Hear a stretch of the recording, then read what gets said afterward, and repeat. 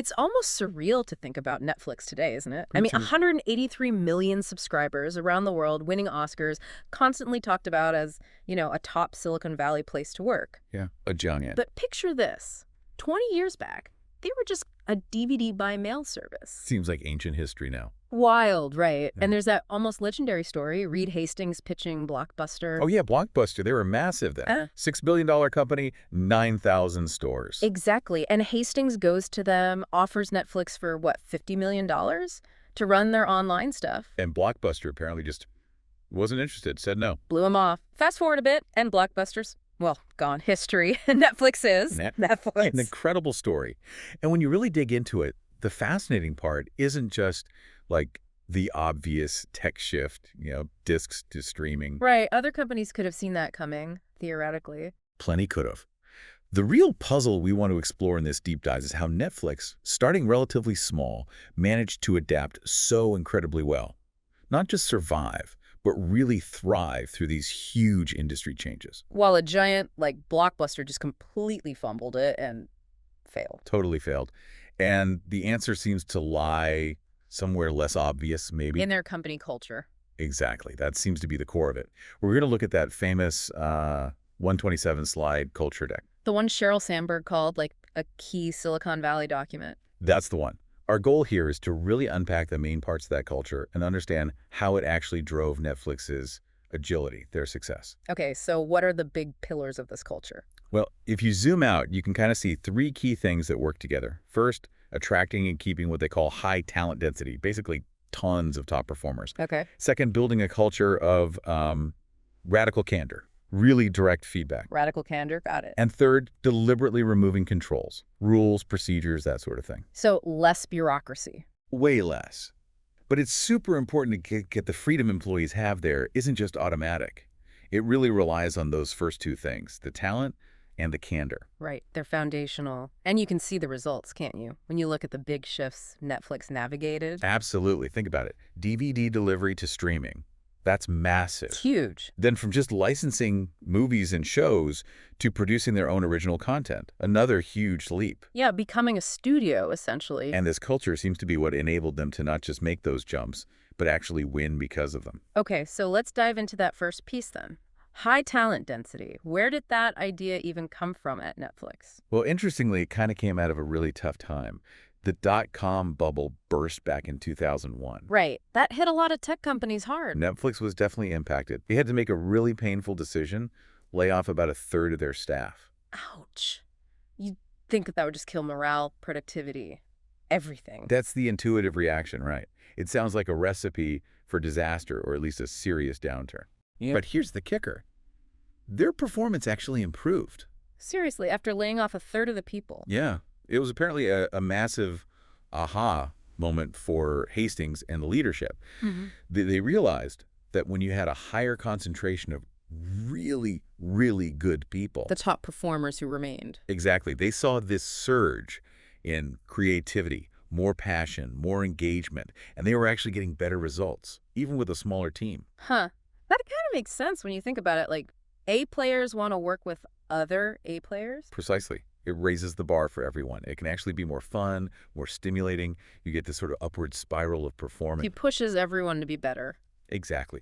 And there's actually research that backs this up. A study, I think, from the University of New South Wales. Oh, yeah. What did it find? They looked at how behavior spreads in teams. And they found that just one person who consistently underperformed or, had a bad attitude could drag the whole team's performance down significantly. Wow. By how much? By like 30 or 40% in some cases. Just one person. Yeah.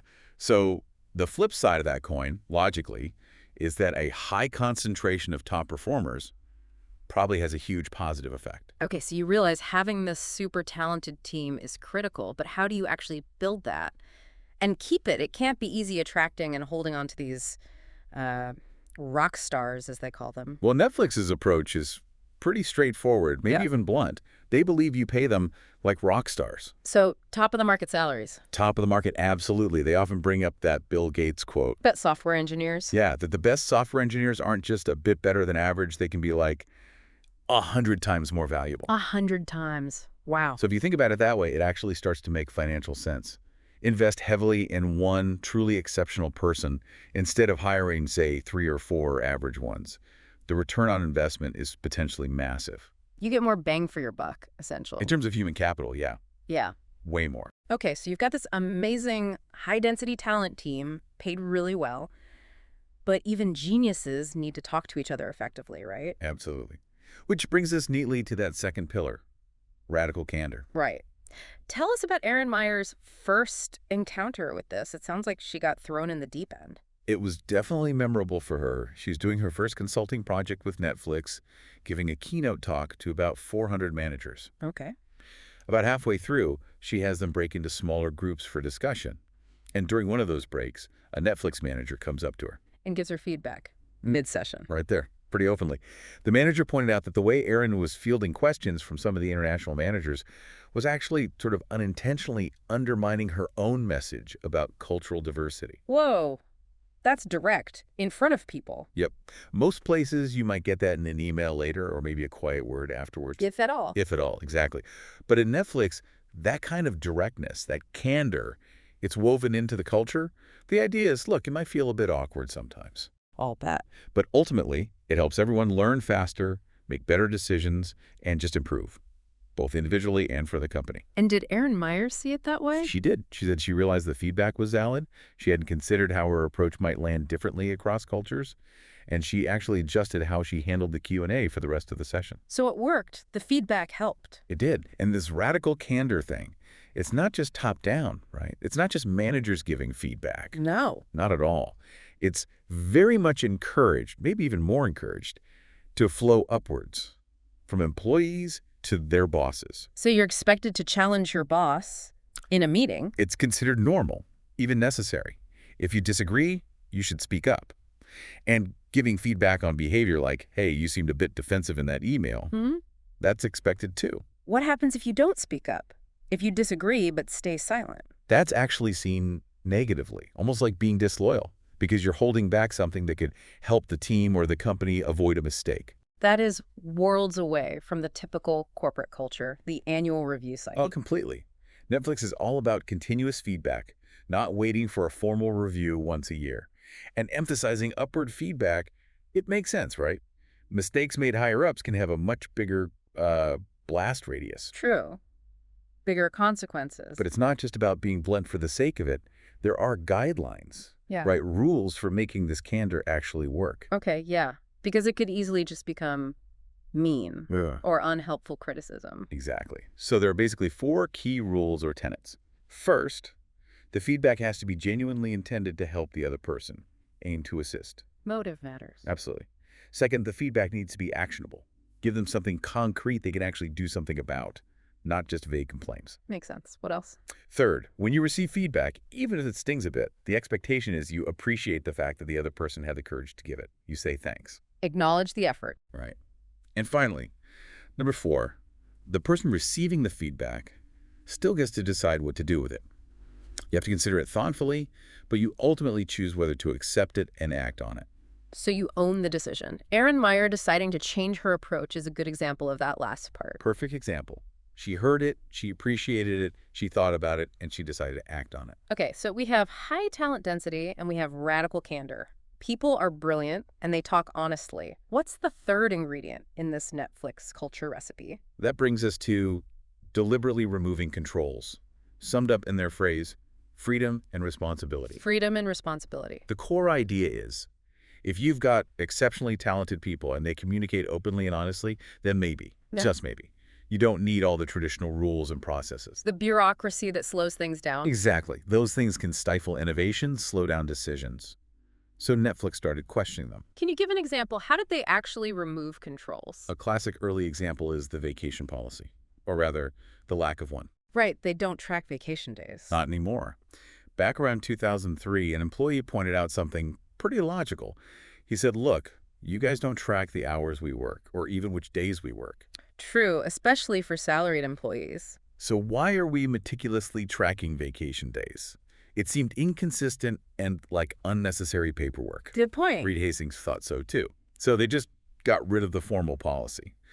The new guideline became essentially take the time off you feel you need. Wow. That sounds amazing, but also maybe a little scary for managers. How did they handle potential problems? Hastings himself admitted he had two main worries initially. What were they? First, burnout. He worried people might take too little vacation, feeling pressured to always be on. Okay, yeah, I can see that. And second, just the practical stuff, like what if everyone decides to take off the last 2 weeks of August and the office is totally empty? Right. How did they deal with that without just putting rules back in place? Two main ways. First, leadership model the behavior. Hastings made a point of taking substantial vacations himself and being open about it, sharing photos, talking about it. Setting the example, showing it's okay. Exactly. Signaling that taking time off is valued for long-term performance. And second, they pushed the responsibility down to managers to set context for their specific teams. So not a company-wide rule, but team-specific guidelines. Sort of. Like the manager of the accounting team might say, look, taking time off during the year-end close in January is probably not going to work, but other times are fine. Context matters. Okay. And this idea of removing controls, it went beyond just vacation time. Oh, yeah. They extended it to other areas like expense approvals and travel policies. No more signing off on every little expense report. Pretty much. Hastings tells a story from his previous company where he and other senior execs spent hours debating and rewriting some incredibly detailed, like multi-page travel policy. Sounds painful. And apparently, this whole bureaucratic exercise was one of the reasons a really top engineer ended up quitting. Just total frustration at the wasted time. So Netflix wanted to avoid that kind of thing. Completely. The underlying belief is that when you give people freedom, you're signaling trust. And that trust fosters a much greater sense of personal responsibility and accountability. People step up. There's an anecdote about, like, spoiled milk in the fridge, right? Yeah, that once they removed some minor office rules, people actually started taking more ownership of simple things like cleaning out the fridge because they felt more responsible for the overall environment. Interesting. So we've got the three pillars: talent density, radical candor, and this freedom and responsibility through removing controls. How does this all play out when it comes to leadership and making big bets? Well, think about some of Netflix's big creative successes, like the films Roma or Bird Box back in late 2018. You can see the talent density piece really clearly there. How? Ted Sarandos, the chief content officer, kind of summed it up as, we've all picked well. Meaning, Hastings picked Sarandos, who's brilliant at what he does. Yeah. Sarandos then built an amazing team under him. Who then picked those specific films? Exactly. Those talented people on his team identified and championed those projects. It's like a cascade of good judgment based on having the right people in the right roles. But maintaining that high talent density. We have to talk about the flip side. It means letting people go, right? Yeah. Even people who are doing okay. It does. That's the harder edge of the culture. Yeah. To keep that density consistently high, Netflix believes you sometimes have to part ways with people who are merely adequate, not stellar performers in their current role. They don't use the family analogy much, do they? No, they actively avoid it. They prefer the analogy of a professional sports team. A pro sports team. Yeah.